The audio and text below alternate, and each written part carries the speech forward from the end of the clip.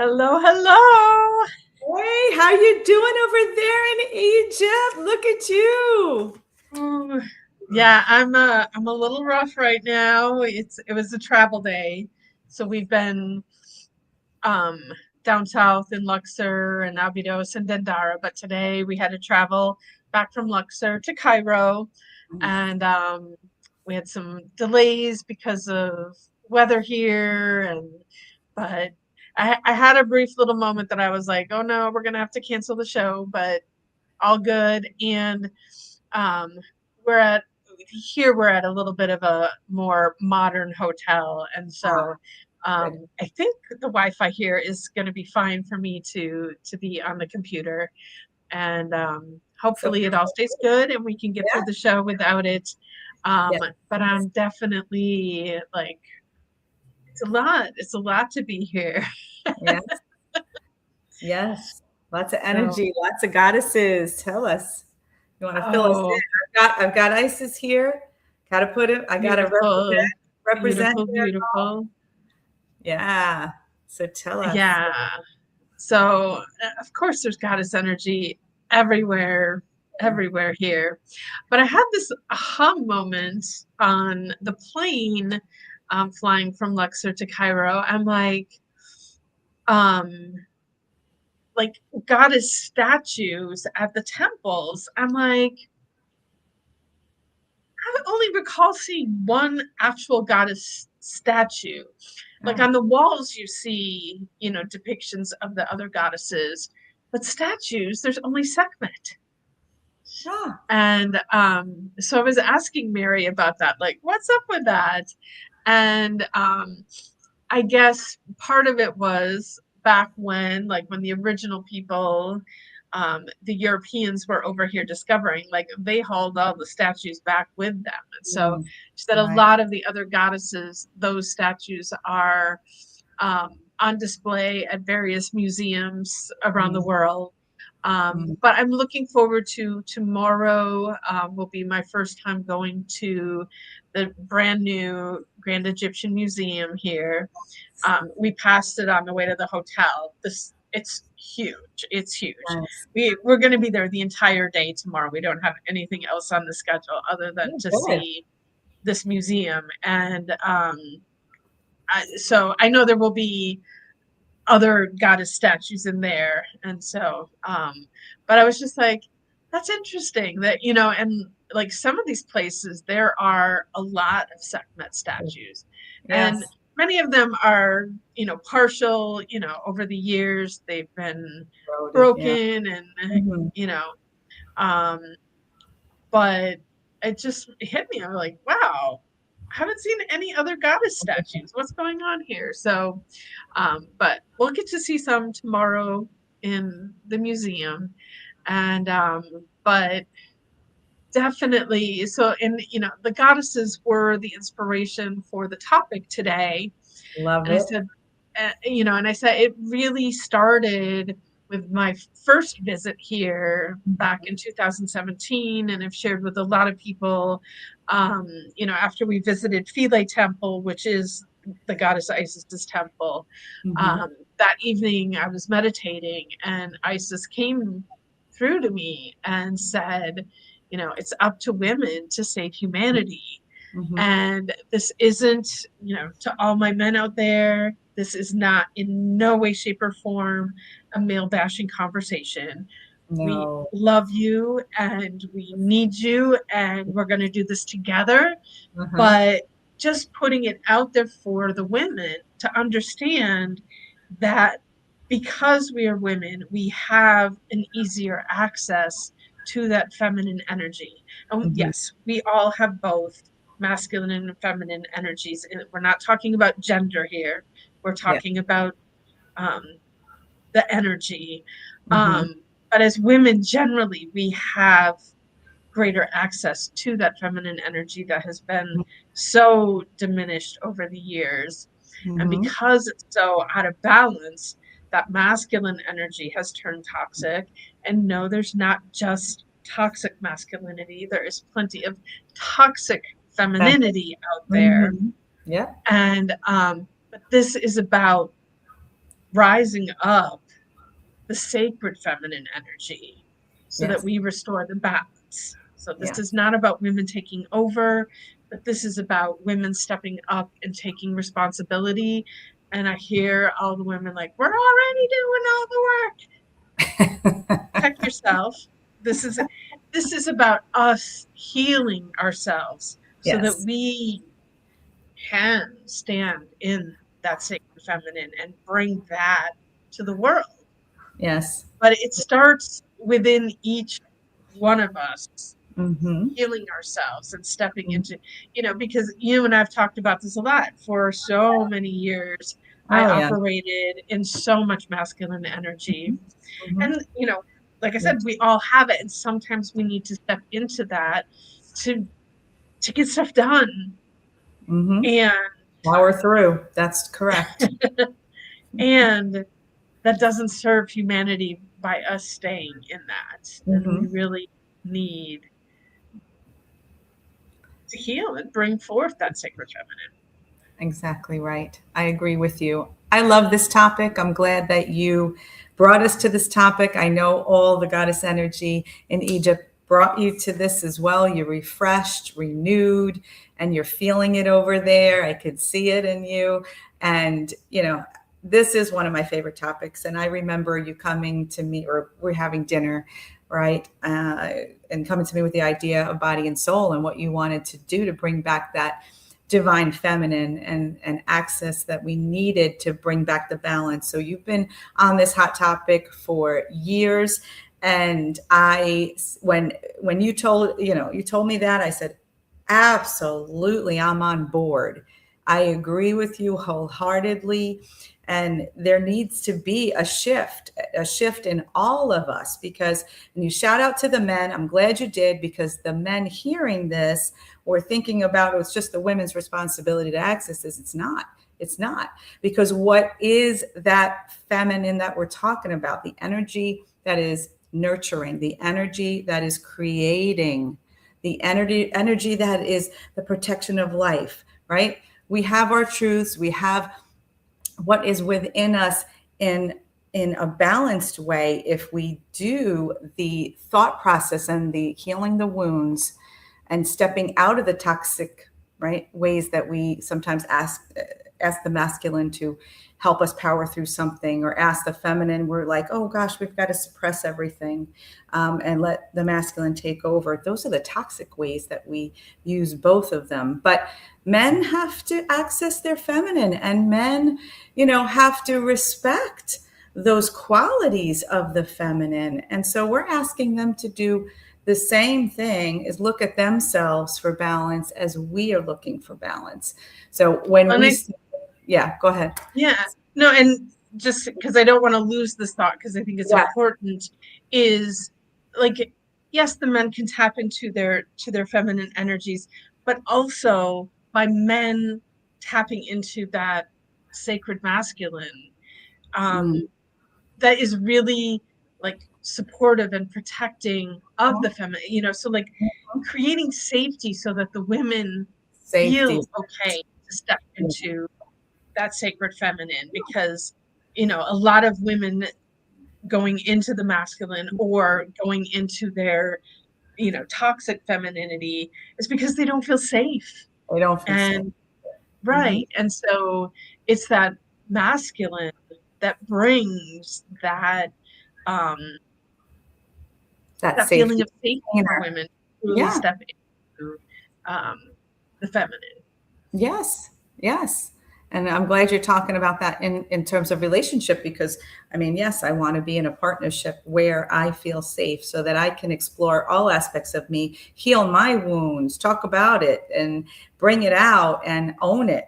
Right. So, I mean, when we do understand what we're going through and help heal each other, because I mean, I have a partner that I can come home and there is a safe space to help me to heal whatever wound I am dealing with, whether it be emotional, spiritual, or physical, or what have you. And a lot of people don't have that. A lot of women don't have that. A lot of women are still in that mindset of, because yes, they've grown up in this, and they don't maybe know or have experienced it any differently, but they're in the kitchen, they're the homemakers, they're the cleaning up, they're taking care of the kids, and they're devalued in a sense. And if they're not going to work, or their husbands say they shouldn't go to work because they got to be a homemaker and take care of the kids, it really is an oppressive feeling that they're not quite sure, from what I understand, because I was there too. Not quite sure of how this isn't all them. They're stuck in these roles, and I think that's kind of what feels like we're trapped in. Like, I'm a woman, I need to do this. I'm a man, I need to do that. And that's, why we have these conversations to explore. Now, look at women are stepping out and in the front lines of the career and the workforce. And that's lovely. I mean, this is wonderful. But how many of those women that have stepped into the workforce or in leadership positions, because I did think about this as I was preparing for this talk, is the leadership that has happened in history. I mean, when I looked, Indira Gandhi was the first one in 1966. Okay.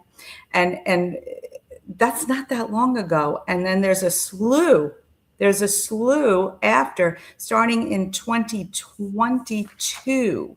And when you think about, oh my gosh, look at the century we're in, and there aren't a lot of women leadership, there's not. And yes, I'm thinking Georgia, and I had to write it down, Georgia Meloni in Italy, just in 2022. Okay. And look at our country. Is there a reason why we can't have a feminine in power? And I think it's going back to it's the power, it's the toxic masculine that we're having to become, that toxic, to carry forth the powerful persona that is leadership. And so when we respect and give kudos and acknowledgement to what is important in the feminine, that will become a leadership quality. I think that's the understanding that I'm coming to terms with. Well, and whether it's leadership in government and politics, or whether it's leadership in corporations, wherever, it's so often, like, even if it is a woman in that position of leadership, so often they're still operating from masculine energy. Correct. And so it's like, we need, like sometimes too, I think, I look at, you talked about politics and government, and sometimes you see these women that are running, but I look at them and they don't represent the feminine to me. And so exactly what I was thinking. They had to step into the masculine role, and it's not working. That's not going to create anything new. It's just going to create more of the same. Exactly. Just, and not to say that it didn't have to happen, but when you look historically at the feminist movement, it was really women operating from a masculine perspective, so it's like, yes. And I get it. And I'm not saying that it was wrong or anything. Like, yes, I think it needed to happen to get us to where we are today. Yes. But now that, and yes, no, things aren't 100% equal.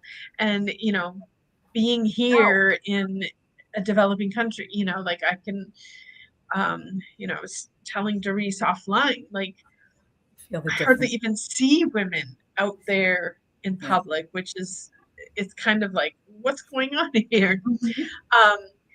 So yes, I feel so blessed and privileged to, live where I live and have the rights that I have. But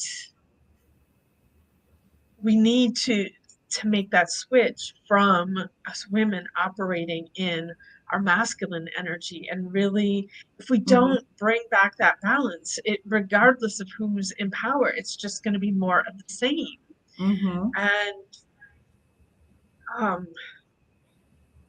yeah, true.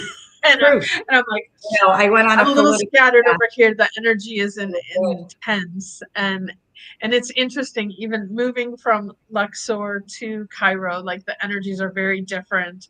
Yeah, And it's very buzzy in I bet Cairo. it And I'm is. like, it's definitely affecting me as I'm trying to put together speech here. But yes, come to Egypt and you'll see what I'm I talking can't about. wait. I can't wait.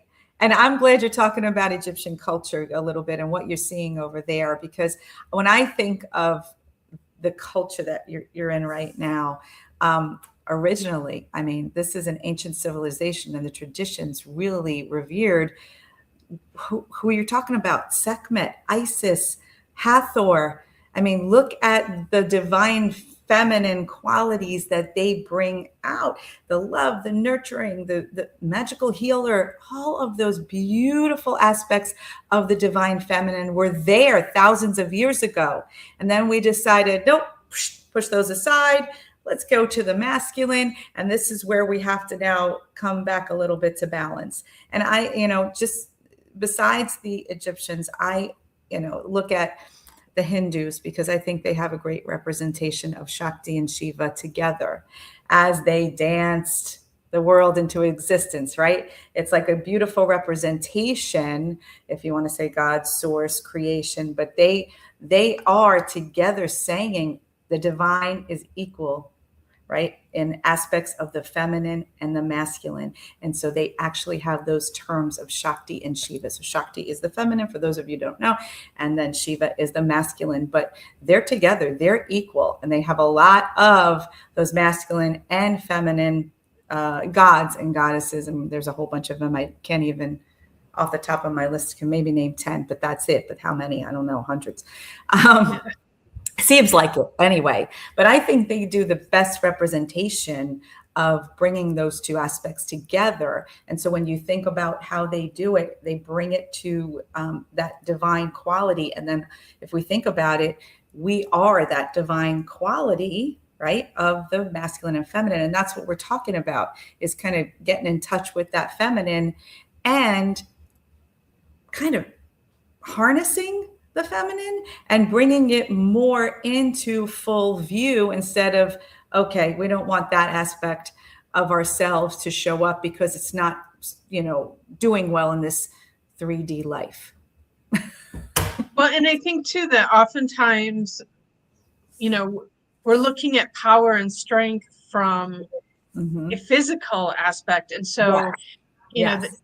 looking at women as the weaker and like Mm-hmm. physically, yes, although there's plenty of women out there like pushing limits with physical strength.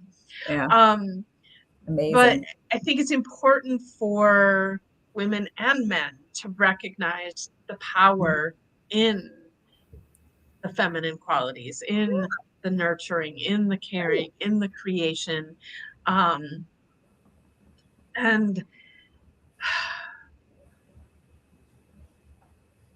yeah, and I'm like, I'm struggling again to put into words that, but just that recognizing the power in the feminine. And, Yes, it's always, I always say the most powerful force in the universe is love. that's right. And, That's right. um, That's right. and so, yes, this toxic masculine patriarchy that has Mm-hmm. taken over the entire globe is really about, it's like bullying.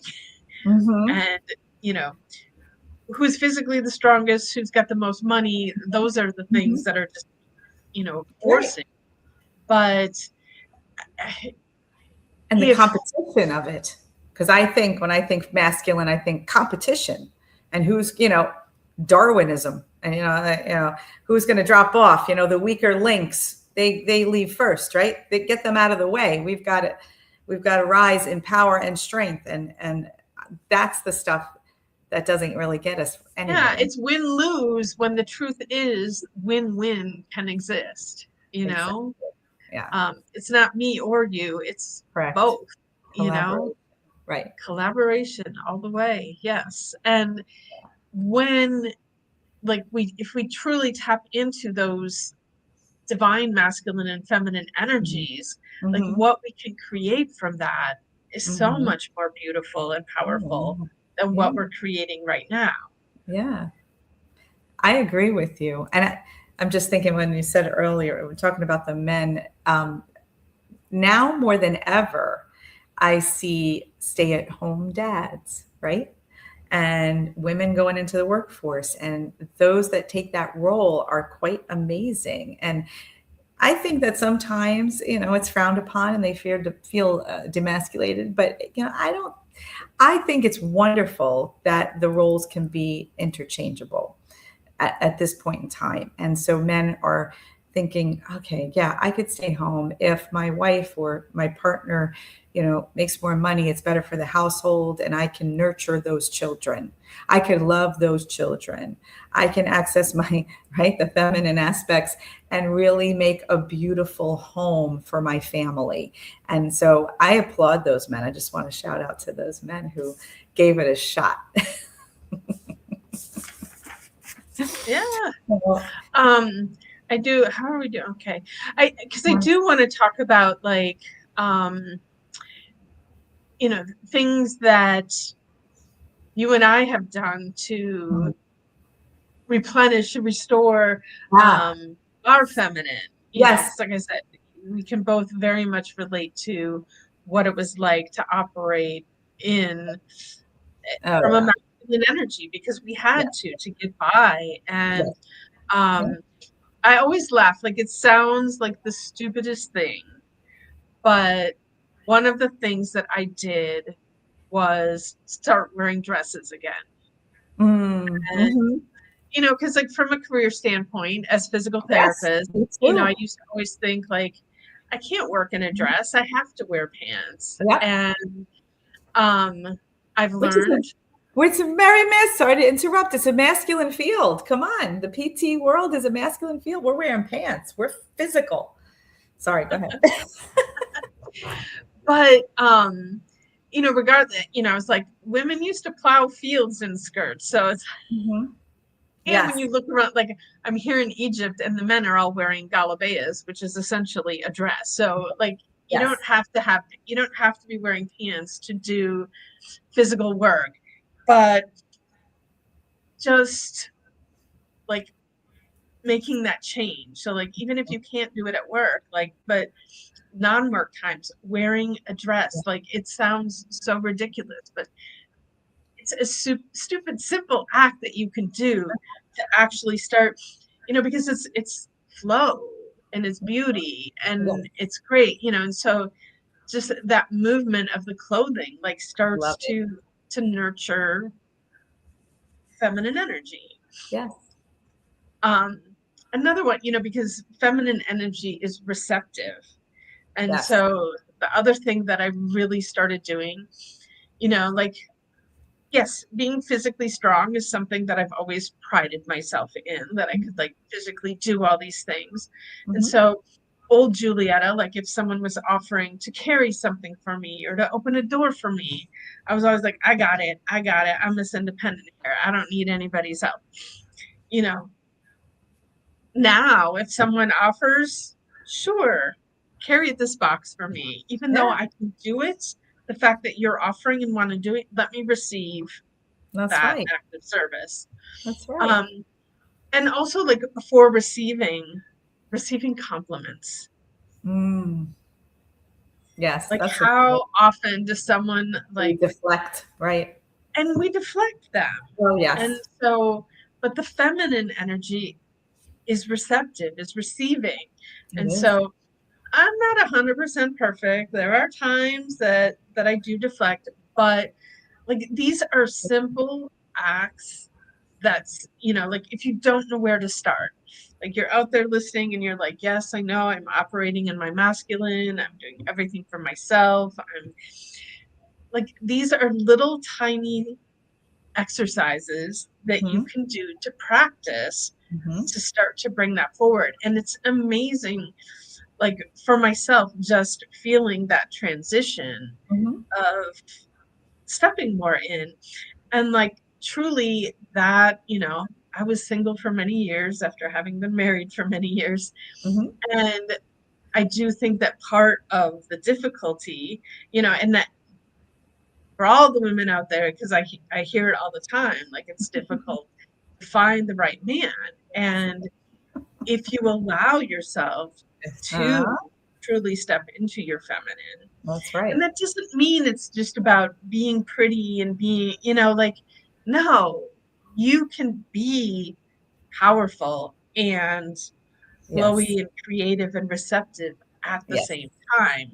But Absolutely. when you're masculine and you're pushing and you're doing, and you're pushing the men away as Masculine well. away. Exactly. No masculine's going to want to approach you if you're doing that. That's for Yeah. sure. They have nowhere to be. Go. I mean, you put up this masculine block of a wall and they've got nowhere to go near to you to, you know, show theirs. So I think that's a good point. And go ahead. Are we going I'm to finish? curious. No, I was just curious to ask, like, um, do you have tips on your end for things that helped you step more into your feminine? That's a good question. And my mind was going to the medicine inside of us, not outside of us, and who we really are. And I believe that I've done the same thing. It's funny that you're talking about dress. We haven't talked about this. So going from that PT, and I have scrubs today, which is hilarious, but on because of work. But when I go out, I'm in a dress. I have more dresses in my closet than I have had my entire life. And I was like more tomboy, gymnast, just athletic, and I didn't have any time for a dress. So that shift has made, a huge difference in my life. And as I get older, though, I feel more of the matriarch position of the family. And Mm-hmm. so I'm stepping into that power of wisdom, that power of nurturing, that power of what's truly important in life. And so I get to share that with my children, who are not children anymore. They're full blown adults and they're doing it too, because, they learn from me and from their father and their family. So I'm doing more of the nurturing, more of the, guiding, more of the holding space in a very receptive way and letting them be who they want to be and who they are and explore. I'm not telling them or powering through a lecture, which I know some of them may think I do. And I try not to, because I know that's what I do from a teacher standpoint. It's hard to switch that off sometimes, and sometimes my daughter will say, Mom, I got it. How many times are you tell me the different ways, 10 different ways, the same thing. I get it. So I say, no, I'm in teacher mode. I had to break it down and the concept, but anyway. So, I think that as I get older, I do truly feel that matriarchal piece. I've always been, adept in the kitchen. I love the kitchen. I love to cook. I love to have people for dinner. I like to feed, right? I like to nurture. So all those all those aspects are really coming out at this time, because I feel, it's important. I really do. And I feel a lot of people, the one thing I have felt lately, the past few years, I feel that so many people I meet my day to day, many people, everybody needs love. Everybody. And that is the one thing I hold tightly to, is if I can give love to somebody, that is going to make the most difference in their life. And I get to do it for a lot of people. I mean, along with compassion, along with kindness. But when I provide that safety in a space, and I do it a lot at work with my students, I do it a lot at home with family and friends. If I create safe space that's loving, they're going to feel that. And energetically, that's what I concentrate on, because I think that is the best medicine, you know? Absolutely, absolutely. The other thing that you mentioned too was intuition. Yeah. And in this crazy busy world, Mm. so many forget to tune in and listen and Yeah. trust. Hmm. And um, that's probably a slightly higher level skill than putting on a dress and receiving help and receiving Yeah. compliments. Um, but all humans are intuitive, Yeah. and women are especially intuitive. Yes. And I can't tell you like how many times I'm talking to my clients and like something will come up and I'll be like, but you knew that before, didn't you? And they're like, yeah, well, Yeah. and it's like, you know, Yeah. and you get to listen to that. You Yeah. get to listen to Yeah. that. Yeah. Yeah. Yeah. And the more you listen and trust, Yeah. that is healing and nurturing that sacred feminine in you. And it's going to get stronger and more powerful. Mm-hmm. And so keep doing that. Yes. Yes. Please keep doing that. We all need it. So many need it. They really do. Not only your children, your men too. Right? Your man comes home and what do you go ahead, Julia? Do you want to answer No, that? I was just agreeing with you. And With right, you. what do? You create that loving space for them, and they need that because they've been probably in their masculine all day trying to work and bring home the bacon, and they're exhausted. So, you know, put on your best goddess look, feel, and energetic welcome, and I think things will go smoother because they'll relax and then they'll be able to really unwind and understand who they are. Um, Well, Settle and in. I do want to wrap up pretty soon here Yeah, because I'm like so ready to you're exhausted. You got to be exhausted. to hit the hay because it is late here. But I just want to reiterate again that it's so easy to stay in victim mode. It's so easy to blame Mhm. and point fingers and expect them to do something first. And in all aspects of everything, like the only way we change what is happening out there is by changing what's happening in here. And like Right. if we want to truly exercise our power and truly change the world that's out there, it Mhm. starts here, it starts with us. And to Mhm. restore the balance out there, we need to restore the balance within Mhm. here. And Exactly. balance does not mean 50-50. Like each person's balance point is going to be different. Mhm. But typically, as women, we will have more feminine energy than masculine. And when we want to see more feminine energy out there, we have to make more feminine energy in here. That's And right. that goes back to like, you know, women trying to take the power through the feminist movement that was done through masculine energy. And Yes. okay, so now you've gotten yourself into those positions of leadership. Yes. How can you bring the sacred feminine into those positions? Yes. I love it. So, women, yes, it's time for us to Time. step up, but to do it in a different way than it's been done before. Yes. I like that. Thank you. We can end there. That's perfect. I would love to talk about this again. Oh, I'm sure we will. I feel like all of our topics, each episode has a theme, but we're bringing in information from because it's all connected and Yeah. it's all linked. Yes. And yeah, Yes.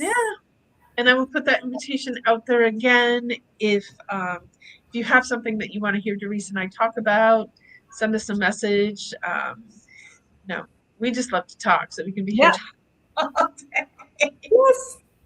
I know. We keep going, but you need your rest, traveling Yes. girl.